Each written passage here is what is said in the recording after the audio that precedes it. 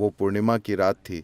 वे वहां बैठे अपने अस्तित्व की परम प्रकृति को या तो मुझे अभी जान लेना है या मैं बैठा बैठा मर जाऊंगा। जब तक मैं इसे जान नहीं जाता मैं अपनी आंखें नहीं खोलूंगा। और इस संकल्प के साथ बैठे।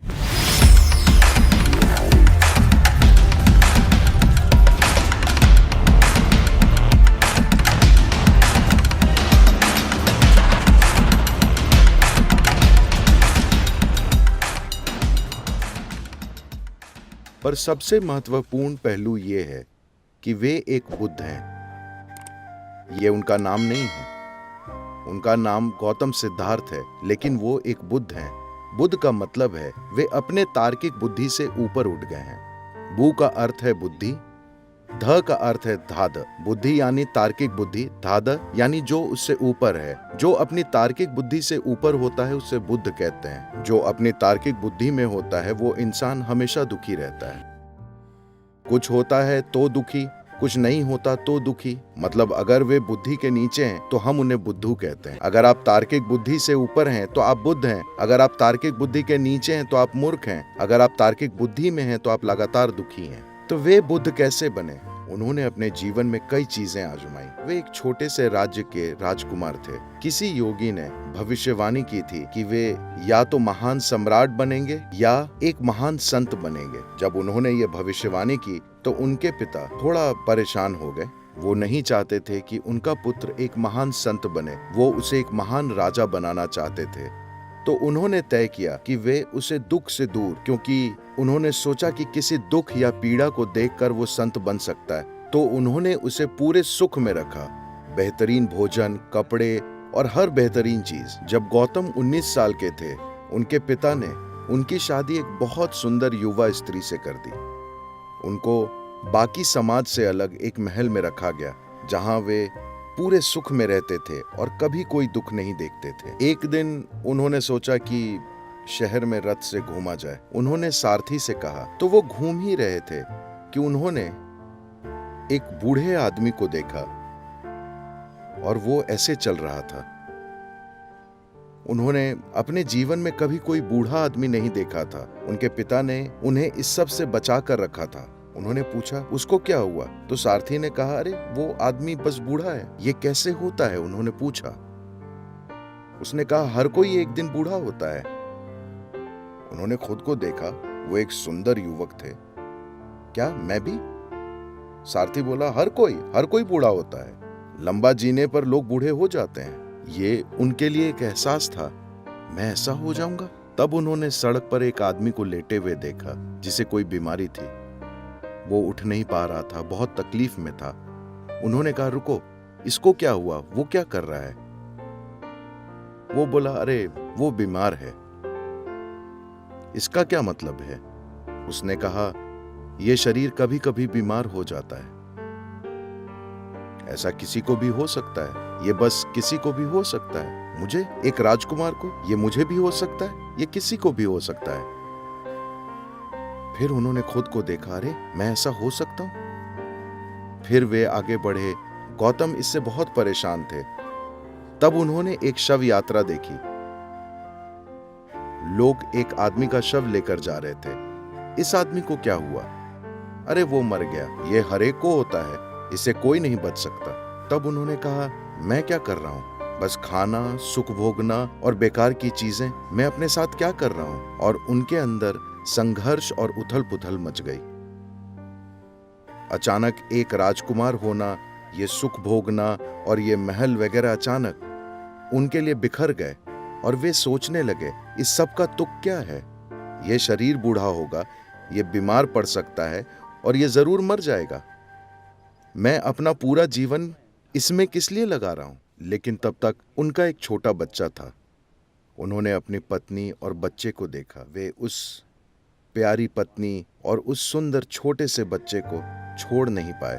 वे संघर्ष और संघर्ष करते रहे। तब तक 1.25 साल गुजर गया। जब वो बालक 1.5 साल का था, वे और नहीं रुक पाए। आधी रात को एक चोर की तरह, बिना किसी को बताए, वो महल से बाहर निकले और हमेशा के लिए चले गए। वे खोजने निकले थे कि मैं इस जीवन के सत्य को जानना चाहता हूँ। वो एक मठ से दूसरे मठ में घूमते रहे।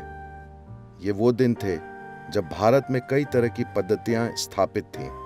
एक समय था जब 1800 से ज्यादा पद्धतियां थीं। मेरा मतलब सिर्फ संस्थाओं से नहीं है, साधना करने के 1800 तरीके, योग के 1800 अलग अलग तरीके, उस किस्म के नहीं जो आप कैलिफोर्निया में देखते हैं। कोई ऐसे कर रहा है, कोई वैसे कर रहा है। ये वाकई जटिल तरीके थे। आज मेडिकल साइंस जैसी होती जा रही है वैसे 25 साल पहले अगर आपको मेडिकल जांच करानी होती तो आप बस अपने फैमिली डॉक्टर से मिलते थे। आज आपके शरीर के हर हिस्से के लिए डॉक्टर मौजूद हैं। तो विशेषज्ञ बनना बढ़ रहा है। शायद 50 सालों में एक समय आएगा कि अगर आप मेडिकल जांच कराना चाहें तो चेकअप के लिए 100 डॉक्टरों की जरूरत होगी। जब तक आप ये 100 अपॉइंटमेंट ले पाएंगे तब तक शायद आपको कब्र खोदने वाले की जरूरत होगी। तब ये बेतुका बन जाएगा। आप 3 डॉक्टरों के पास गए, ये तो ठीक है। आप 5 डॉक्टरों के पास गए, ये चलेगा। अगर ये 50-100 डॉक्टर बन जाता है तो ये बेवकूफी होगी, है ना? योग पद्धति के साथ ऐसा ही हुआ। लोग बहुत छोटी छोटी चीजों में विशेषज्ञ बन गए। हर विशेषज्ञता अपने आप में बहुत फैली हुई थी। मिसाल के लिए दंत चिकित्सा, बस 32 दांत होते हैं, ठीक है? वे 9 साल पढ़ते हैं और 9 साल की पढ़ाई, इसके बावजूद वे इसके बारे में हर चीज नहीं जानते। सृष्टि की प्रकृति ही ऐसी है। अगर आप एक बार में एक दांत का अध्ययन करें तो आप देखेंगे कि हर दांत में कुछ खास होता है। एक व्यक्ति बस एक दांत के बारे में जानने में पूरा जीवन लगा सकता है। कल्पना कीजिए कि अपने मुंह की जांच के लिए आपको 32 डॉक्टर की जरूरत हो। आप एक त्रासदी बन जाएंगे, है ना? तो जैसे जैसे विशेषज्ञता बढ़ेगी, एक सीमा के बाद ये हास्यपद बन जाएगा। यही योग के साथ हुआ। इसने वो सीमा पार कर ली जहां योग की 1800 अलग अलग विशेषज्ञताएं हो गईं। इसी दौरान पतंजलि हुए और उन्होंने हर चीज को योग सूत्रों में बांध दिया ताकि इसका अंतहीन फैलाव कम से कम हो जाए। तो जब गौतम हुए, वो पतंजलि के बाद का समय था। फिर भी कई चीजें मौजूद थीं, तो वो एक पद्धति से दूसरी पद्धति में गए। उन्होंने समाधि के 8 अलग अलग तरीकों का अनुभव पाया। उन्होंने पाया कि वो सभी शानदार अनुभव थे, लेकिन फिर भी उनसे वे मुक्त नहीं हुए। वो एक समान की तरह घूम रहे थे। अभ्यास की एक खास पद्धति को समान कहते हैं। उनका बुनियादी अभ्यास है कि वे कभी खाना नहीं मांगेंगे। वे भोजन की खोज में नहीं जाते। वे जीवन चलाने के मूल सहज स्वभाव को हराना चाहते हैं, चाहे जो हो। आप हमेशा भोजन खोजते हैं, कृपया इसे समझिए। आप इसे कई तरीकों से जटिल बना सकते हैं, लेकिन मूल रूप से आप अर्थव्यवस्था के बारे में इतनी ज्यादा बातें करते हैं, इसका मतलब है आप हमेशा बस जीवन चलाने के बारे में सोच रहे हैं ना? जीवन चलाने को बढ़ा चढ़ा दिया गया है, पर यह जीवन चलाना ही है। तो उनके लिए एक बुनियादी साधना है कि आप अपने जीवन चलाने के स्वभाव को हमेशा अनदेखा करते हैं। आप बस चलते रहते हैं। तो सामान बस घूमते रहते थे, कभी खाना नहीं मांगते थे। लेकिन तब की संस्कृति संवेदनशील थी। अगर लोग किसी आध्यात्मिक व्यक्ति को घूमते देखते तो वे घर में खाना बनाकर उसके पीछे भागते थे और वो जहां भी उसे खाना खिलाते थे, क्योंकि वे जानते थे कि वो खाना नहीं मांगेगा। आज अगर आप समान बनते हैं तो अपनी मृत्यु होने तक चलते रहेंगे। उन दिनों लोग उनकी साधना के प्रति संवेदनशील थे और जवाब देते थे। तो देश में हजारों समान घूमते रहते थे। तो गौतम समान बन गए। और अगर आप खाना मांग नहीं रहे हैं तब भी आप शहर के पास से गुजरेंगे ताकि भोजन मिल जाएगा। लेकिन गौतम ने इसे बहुत गंभीरता से लिया और बस चलते रहे। उनमें बस हड्डियां बची थीं, बस हड्डियां और लटकती चमड़ी। वे वैसे हो गए थे। तब वो एक जगह पहुंचे जहां निरंजन नदी थी। दुर्भाग्य से वो नदी सूख चुकी है। 18-20 इंच पानी, शायद बहाव थोड़ा तेज था। वे नदी में उतरे। आधी पार करने के बाद उनमें आगे जाने की ऊर्जा नहीं बची। वहीं एक पेड़ की टहनी थी, सूखी डाल। उन्होंने उसे पकड़ लिया।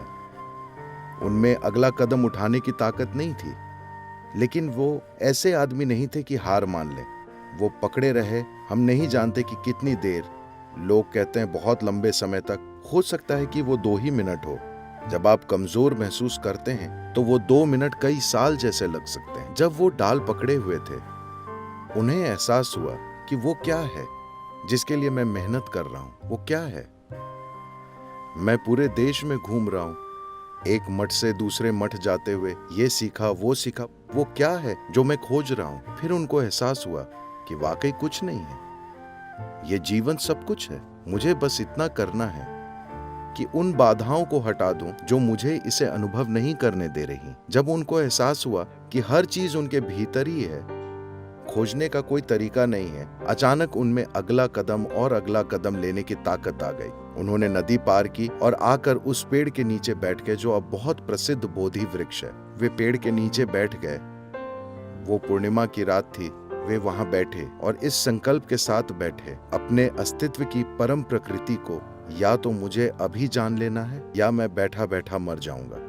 जब तक मैं इसे जान नहीं जाता, मैं अपनी आंखें नहीं खोलूंगा। जब उन्होंने ये संकल्प ले लिया, क्योंकि एक ही समस्या है कि कोई संकल्प नहीं है, हर 2 मिनट में आपके इरादे बदल रहे हैं। अगर आप पूरी निष्ठा से लगे हैं तो ये जानने के लिए कि भीतर क्या है कितना समय लगना चाहिए, इसे एक पल में हो जाना चाहिए, है ना?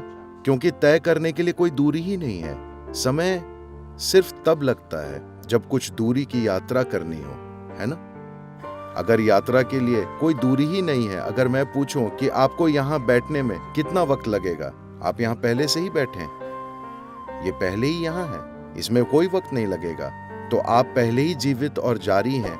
बोध होने में कोई समय नहीं लगता, क्योंकि आपको कोई एक खास चीज नहीं करनी है। जब उन्हें यह एहसास हुआ, उन्हें पूर्ण आत्मज्ञान हो गया और चांद चमक रहा था और उन्होंने महीनों से ठीक से नहीं खाया था। असल में सालों से, वो 4 साल से समान थे और उनके आसपास के लोग मेरे विचार से उनके साथ लगभग 5 शिष्य थे। इन लोगों को लगा कि वे असली हैं, क्योंकि वे खाते नहीं हैं, वो वाकई दृढ़ हैं, और उन्होंने देखा कि वे अब एक आनंद की अवस्था में हैं और वे उनके चेहरे पर चमक देख पा रहे थे।